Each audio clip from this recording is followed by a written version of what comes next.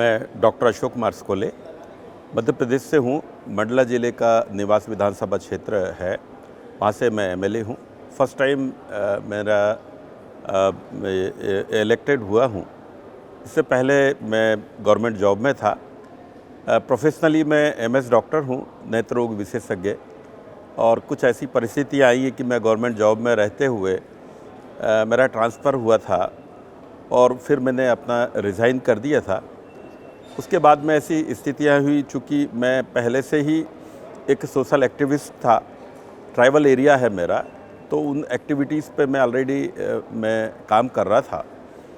और इलेक्शंस का टाइमिंग था, मेरा नाम कांग्रेस पार्टी में आया और मुझे पार्टी ने टिकट दिया और मैं आज एमएलए हूँ।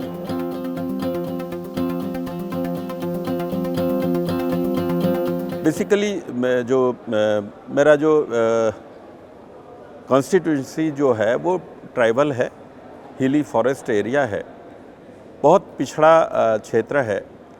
बेसिक डेवलपमेंट, बेसिक नीड्स जो हैं वहाँ पर फुलफिलमेंट के लिए स्ट्रगलिंग हो रहा है। बेसिकली संसाधन तो बहुत है, बट उसमें उसके प्लानिंग और मैनेजमेंट में बहुत बड़ी एक लेगेसी रही है और यही वजह है कि हमारा क्षेत्र बहुत पिछड़ा हुआ है। हम एक एग्ज़ाम्पल के रूप में मैं कहूँ कि फॉरेस्ट बहुत है, पूरा ऑलमोस्ट हाफ है जो कॉन्स्टिट्यूंसी है वो फॉरेस्ट से घिरी हुई है। पानी वहाँ पर बहुत है, जो बरगी डैम है वहाँ पर, उसका अराउंड मेरे कॉन्स्टिट्यूंसी में अराउंड 100 किलोमीटर्स तक जो बैक वाटर आया हुआ है। पर हमारी परेशानी है कि उस पानी का उपयोग जो है हम अपने बेसिकली खेत खलिहान अपने डेवलपमेंट के लिए नहीं कर सकते। बिजली की इतनी बड़ी समस्या है कि हमारे लोकल लेवल पर रेसिडेंशियल एरिया के लिए लाइट प्रॉपर नहीं है, सिंचाई की बात अलग करना है। तो बहुत समय से विकास के एजेंडे पे बहुत सारी बातें हुई।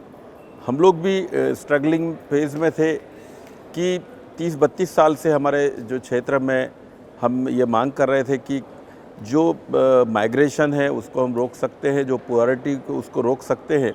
तो जो हिली फॉरेस्ट जो एरिया है, ठीक है, जैसा भी हो, अगर पानी मिल जाए तो पानी मिलने से हम सिंचाई के माध्यम से हमारा 50-60% जो माइग्रेशन है उसको हम रोक सकते थे।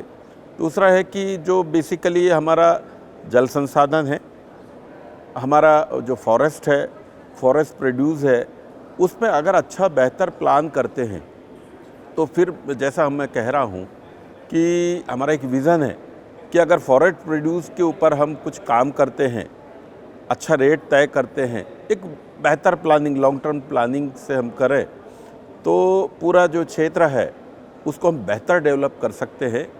और यही मेरा विज़न है और मैं इसी पे काम कर रहा हूँ।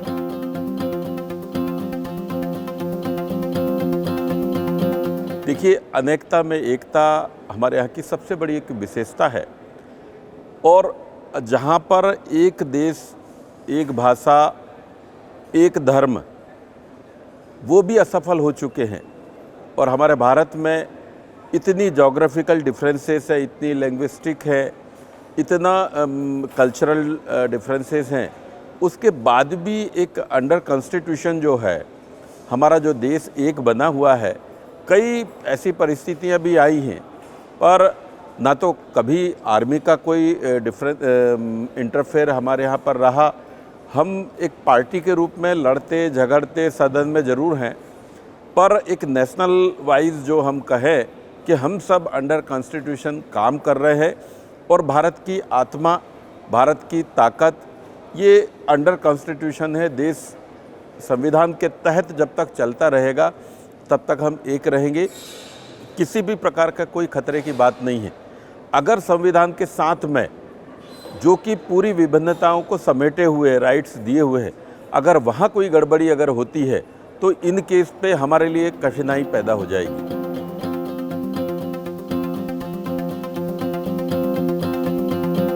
पहला चुनाव मुझे तो आज भी फील नहीं हो रहा है कि मैं एमएलए हूँ। प्रोफेशनली मैं डॉक्टर हूँ, 15-16 साल मैंने गवर्नमेंट जॉब किया, नेत्र रोग विशेषज्ञ। चूँकि मैं सोशल एक्टिविस्ट था और उसी के सफ़र में काम करते करते मैं आगे बढ़ रहा था। स्थितियाँ ऐसी बदली कि मैं कब पॉलिटिक्स में आ गया, और पॉलिटिक्स में आने के बाद में मेरे अपने फर्स्ट टर्म का 4.5 साल मैंने कब पूरा किया मुझे भी समझ में नहीं आया। लेकिन मुझे लगता है चूँकि एक नोबल प्रोफेशन से मैं खुद जुड़ा हुआ हूँ, मेडिकल जो प्रोफेशन सबसे टफेस्ट और नोबल होता है, बहुत रिस्पेक्टेबल होता है, लेकिन मुझे लगता है पॉलिटिक्स सबसे टफ मैं मानता हूँ, क्योंकि हम किसी जॉब में रहते हैं, किसी प्रोफेशन में रहते हैं, तो लिमिटेड पब्लिक जो हमारे बीच में आती है अपनी ज़रूरतों को लेके। पॉलिटिक्स में 24/7 विथ ऑल सब्जेक्ट लोग बहुत परेशान हो जाते हैं चारों तरफ से। उसके बाद में एक लास्ट उम्मीदों के साथ में एक रिप्रेजेंटेटिव के पास में आते हैं, और उसको ऐसा लगता है कि हमारे पास कोई आए तो उसका समाधान डेफिनेटली हो जाएगा, क्योंकि वो एक एमएलए को, एक सांसद को वो सरकार समझते हैं।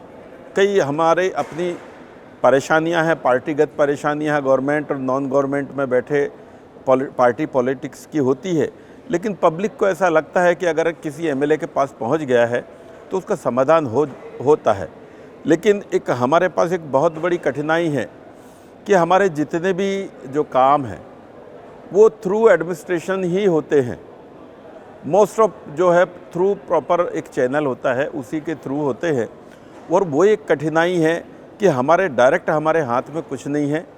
और यही वजह है कि हम बहुत सारा कुछ चाहते हुए भी, चूँकि सिस्टम के पार्ट है और कई तरह के सिस्टम से निगलेक्टेड भी हैं, तो यही वजह है कि एक रिप्रेजेंटेटिव होते हुए भी बहुत सारा कुछ पावर हमारे हाथ में नहीं है। तो बेसिकली स्ट्रक्चरल डेवलपमेंट की बात कर ले, बहुत सारे बातें कर ले, हम चाहते हुए भी उसको पूरा नहीं कर पाते हैं। ये थोड़ा सा एक तकलीफ, थोड़ा दुख होता है हमको।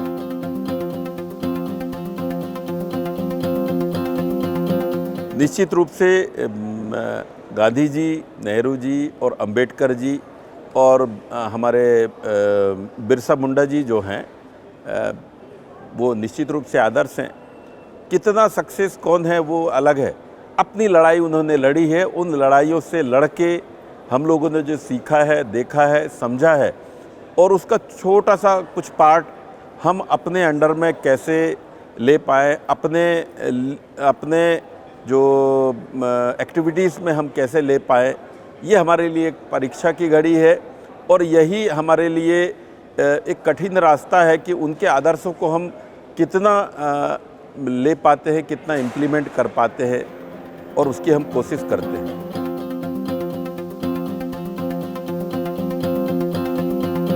बहुत कुछ अच्छा करना, मैं एज ए प्रोफेशनल था, डॉक्टर के रूप में था, तो एक रिनाउंड सर्जन के रूप में मेरी अपनी पहचान थी। लेकिन डॉक्टर से अलग हटके पैरेलल मेरा एक सोशलिस्ट के रूप में मेरी अपनी एक आइडेंटिटी थी। आज मैं पार्टी पॉलिटिक्स में भी आया हूँ, तो जो पब्लिक इमेज जो है मेरी पार्टी पॉलिटिक्स से हटके एक सोशलिस्ट के रूप में मुझे लोग जानते हैं।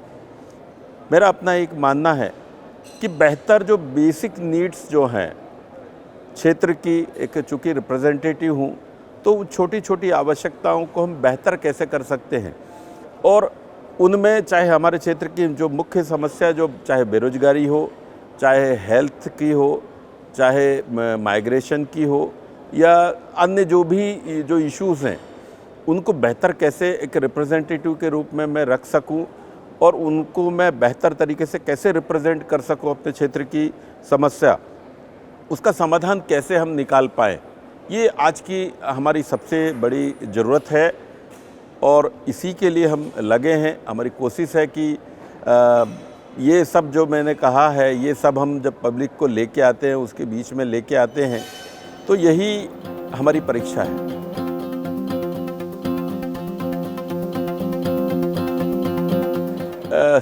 देखिए, ये बहुत अद्भुत एक मंच है, कोशिश है कि कहीं ना कहीं आज हम अपने कॉन्स्टिट्यूशन में, या आज हम अपने जो सदन में बैठते हैं, किसी विषय पे चर्चा होती है, लेकिन सच्चाई ये है कि हम लास्ट एंड पर हम रिज़ल्ट पर नहीं पहुंच पाते हैं।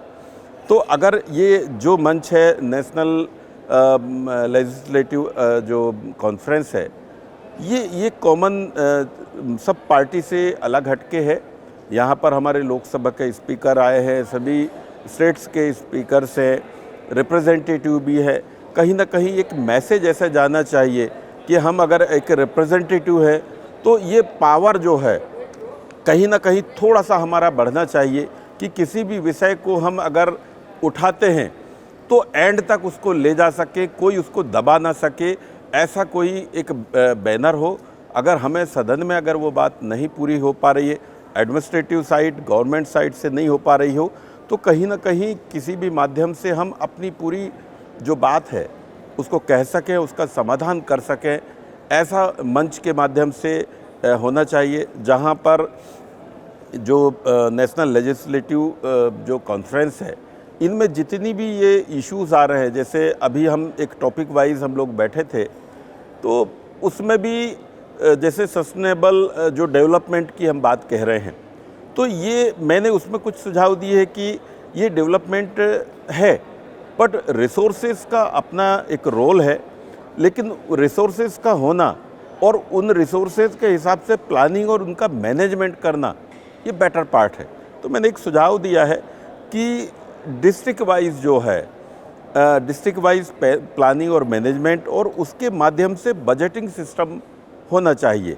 तो कहीं ये बड़ा मंच है, अच्छी कोशिश है, इसके माध्यम से यहाँ पर जो आए हुए जो सुझाव हैं, इनको सेंट्रल गवर्नमेंट को या स्टेट गवर्नमेंट्स को अडेप्ट करना चाहिए। और बेसिकली हम लोगों के लिए एक ऐसा, हम लोगों का जो राइट्स है कि हम अपनी बातें जब तक अपनी संतुष्टि लेवल पर ना पहुंच पाएं, तब तक वो ख़त्म नहीं होना चाहिए, क्योंकि हमारी कोशिश रहती है लेकिन बातें अधूरी रह जाती है। कभी सदन नहीं चल पाता तो हम अपनी जो बातें कहना चाह रहे हैं, प्रश्न उठाते हैं, वो दब जाते हैं, अधूरे रह जाते हैं। पर हमने तो उठा दिया, कल हम होंगे या ना होंगे, पर हमने जो कोशिश की है, हमारी उस कोशिश का चूँकि हमने समय दिया, हमने पूरा ट्राई किया है, तो उसका पूरा एक समाधान हो, उसका रिज़ल्ट निकले, यही हमारी एक मांग है।